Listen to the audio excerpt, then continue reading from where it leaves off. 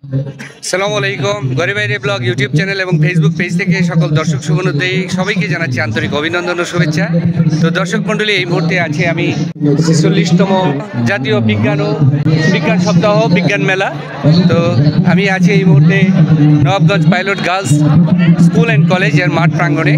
তো এখানে হচ্ছে আন্তঃস্কুল অর্থাৎ নবাবগঞ্জ উপজেলা পর্যায়ে যে সকল স্কুল রয়েছে, স্কুল এবং কলেজ রয়েছে, এই সকল প্রতিষ্ঠানদের অংশগ্রহণে বিজ্ঞান মেলা অনুষ্ঠিত হচ্ছে। তো সেই বিজ্ঞান মেলার স্টলগুলো আমরা ঘুরে দেখব এবং মূল্যায়ন কার্যক্রম দেখব।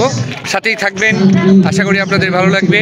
এই বিজ্ঞান মেলায় যে সকল শিক্ষার্থী এবং যে সকল স্কুল অংশগ্রহণ করেছে সবাইকেই অভিনন্দন জানাচ্ছি এবং শুভেচ্ছা জানিয়ে শুরু করছি আজকের ব্লগ। প্রত্যেকটি স্টলে আমি যাব এবং মূল্যায়ন কার্যক্রম আপনাদের সাথে শেয়ার করব। তো সাথেই থাকবেন। ধন্যবাদ সবাইকে।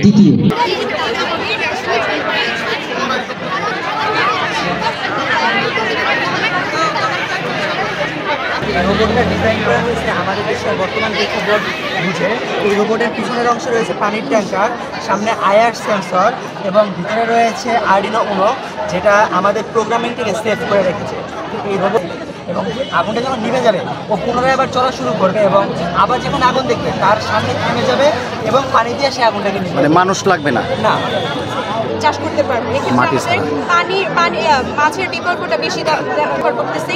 এখানে ব্যবহার করা যায়, এখানে যে পুষ্টি উপাদানগুলো রয়েছে এখানে পুষ্টি উপাদানগুলো সরবরাহ হবে এবং এটা হচ্ছে এই গাছ হচ্ছে তার শিকড়ের সাহায্যে তার যে সরবরাহকৃত আর কি যে পুষ্টিগুণগুলো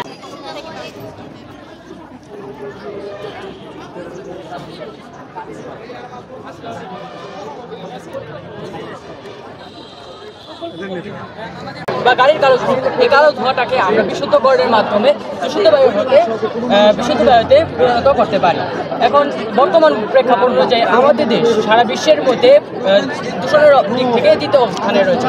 এরকম এখানে লিঙ্ক, লেড, জিঙ্ক, তারপর কার্বন, এই ধরনের কিছু যদি থাকে তা এখানে জড়ো হয় আমাদের যে বিশুদ্ধ বায়ু আছে সেটা পাবো। আমাদের প্রজেক্টটা যেহেতু ছোট, তাই এখানে আমরা দামি কিছু ব্যবহার করতে পারি, শুধু তুলোতে দেখেছি। কিন্তু এটা যদি আমরা বাস্তবায়ন করতে চাই, আচ্ছা, smart village versus smart village. এখানে একটি আনস্মার্ট ভিলেজ যেটা নাকি পুরোপুরি মানে প্রায় দূষিত এবং এটা ময়লা আবর্জনা দিয়ে ভরা। এখানকার রাস্তাঘাট তেমন উন্নত নয়। এখানে ইট ভাটা রয়েছে, কলকারখানা রয়েছে, যার যে ধোঁয়াটা সেটা পুরো বায়ুটাকে দূষিত করছে।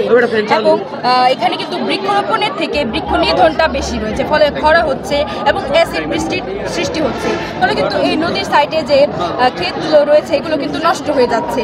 এবং এখানে একটা বাজার রয়েছে যেটা নাকি পুরোপুরি অনিরাপদ। এটা যে টিন উপরে চাল এটা কিন্তু ভাঙা এবং এখানে যদি অ্যাসিড বৃষ্টি হয় তাহলে কিন্তু এটা মানুষের জন্য অনেক ক্ষতিকারক এবং এখানে কিন্তু মানুষ বাজার করতে আসতে পারবে না। এবং এখানকার যে ময়লা দ্রব্য এবং যে পচন দ্রব্য আছে এগুলো সব তারা নদীতে ফেলছে, ফলে পুরো নদীটাই দূষিত হয়ে যাচ্ছে।